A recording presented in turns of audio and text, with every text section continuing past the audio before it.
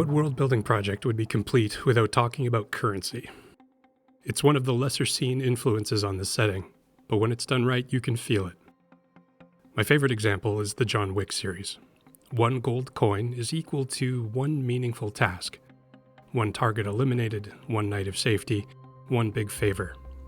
That story doesn't need to bog you down with the details. You don't need to know how much each coin would sell for in USD. It's enough that the inhabitants of that world understand that they're worth 1 meaningful task. In the antediluvian world of dead gods, I thought about what the currency represents. In Leviticus 17:14, the Israelites are commanded not to eat the blood of animals, for it is the life of all flesh. Its blood sustains its life. Blood is life. Blood sustains life. There's a line of sacredness drawn around blood. The consequences for Israelites that crossed that line, that violated life by consuming blood, was to be cut off, exiled from their people, to live and die alone. So in a world dominated by tyrants bent on staining every living soul beyond repair, the number 1 product for consumption is blood. Whose blood? It doesn't really matter. How much blood? How much have you got? What is it used for? It can be consumed directly. People believe they acquire the power of whoever's life they consume, so it's considered a performance enhancer. The life contained within it is also a central ingredient in most potions and mind-altering substances, making it a load-bearing product for several globe-spanning industries.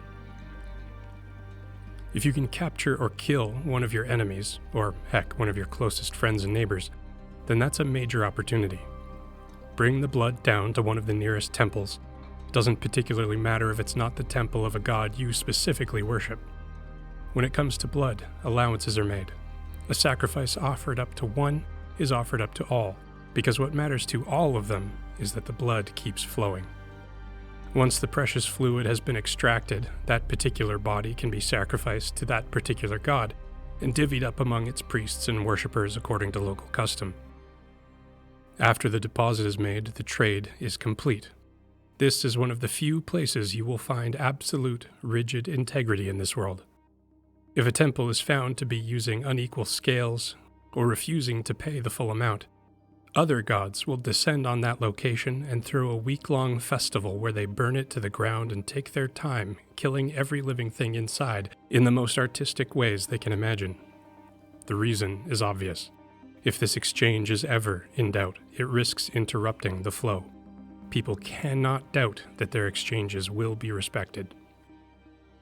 This gives us a simple baseline for the global market. 1 unit of currency is equal to all of the blood contained in 1 human body. Of course, this provides an opportunity to display how valuable human lives are in this world. It would be tragic if the most you could purchase with that blood coin was a new tunic or food for the day. Economically, it's an inescapable reminder of how little their lives are worth. One thing about world building that I love is that stories emerge from value. People will always find ways to overcome obstacles and to benefit from them. If your body is producing something of value, maybe you can part with some of it. I was going to take some time to design an antediluvian syringe complete with glass vials when I remembered that there's already an elegant, auto-attaching blood extraction device with a built-in pump and expanding storage. Leeches. They can be used to remove any amount needed, depending on the size of the creatures chosen. If you're only up for selling 3 small leeches that day, not a problem. If you're feeling particularly vital and desperate, maybe they dump the jar and see what happens. If the donor doesn't make it, well, the house always wins. When it comes to the actual coins, I don't want it to be coins. Because this currency is connected to the lifeblood of a person, I like the idea of them being figurative.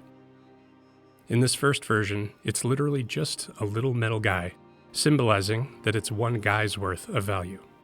The empty face isn't just to dehumanize him.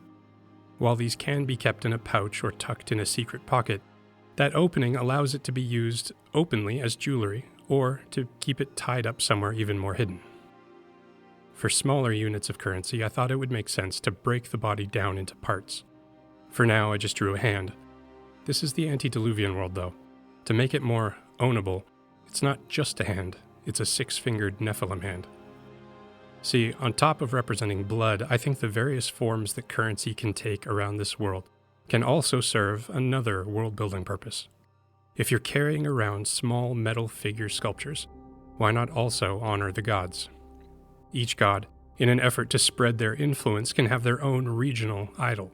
Like the heads of emperors printed in coins, these miniature idols are a constant reminder of exactly who is in charge. The shipwright, as he travels, might first learn that he's entered the territory of the god of war because his images dominate trade at a roadside saloon. For my project, I'm rarely ever just designing the final thing and calling it a day. Instead, I'm focusing on designing systems that will allow me to design more consistently down the road. In some places, it won't be metal sculptures. Maybe in Atlantis it's pearls, but of course, normal pearls are far too common. Maybe there's a special kind of blood pearl that's used. In other places, it could be gemstones. Whatever it is, it should be rare and somehow be a visual reminder of the lifeblood it represents. With currency comes currency brokers. I drew a hierodologist, or leech practitioner, a few minutes back, but I wanted to draw a more intentional version of him. He's severely anemic because he often acts as host to his youngest leeches, believing it creates a meaningful bond. He wears two large sculpted precious metal leeches in his ears, and of course, my favorite thing to design is costumes based loosely on animals with symbolic importance. He's wearing a leech costume.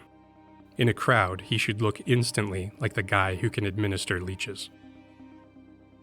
Blood is the foundational resource, which means there are people whose mission is to steal it. When looking for an animal to use as an inspirational starting point, I had to go with the most infuriating blood thief of all, the mosquito. The main nose is actually a blowgun used to knock out victims. Then she can use her other tool, a large blood aspirator. The smaller containers can be poured into the larger one carried on her back. The rest of the details all leaned on the mosquito motif, from antennae hair braids, insect-like bracers and greaves, and coattails cut vaguely like wings. I can imagine an episode where some blood brokers have realized what the shipwright carries. In this world, people can be hopped up on a spectrum of pharmakia, infested with parasites and disease, blended with the genetics of other creatures, and likely are some mix of several of those. The shipwright has solid gold flowing through his veins. Healthy, unmodified, uncorrupted blood. Whether sold as the rarest delicacy or the most potent ingredient, he's worth a fortune. At the time of this recording, the year is coming to an end. I entered 2025 with 9 videos posted. I will be entering 2026 with 61.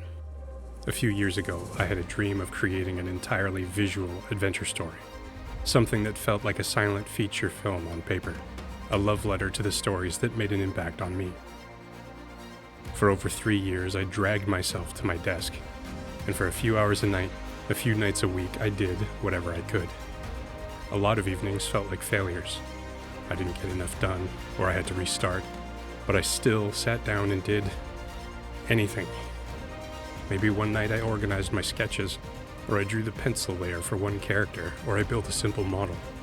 Little by little, sometimes agonizingly little, each image came together.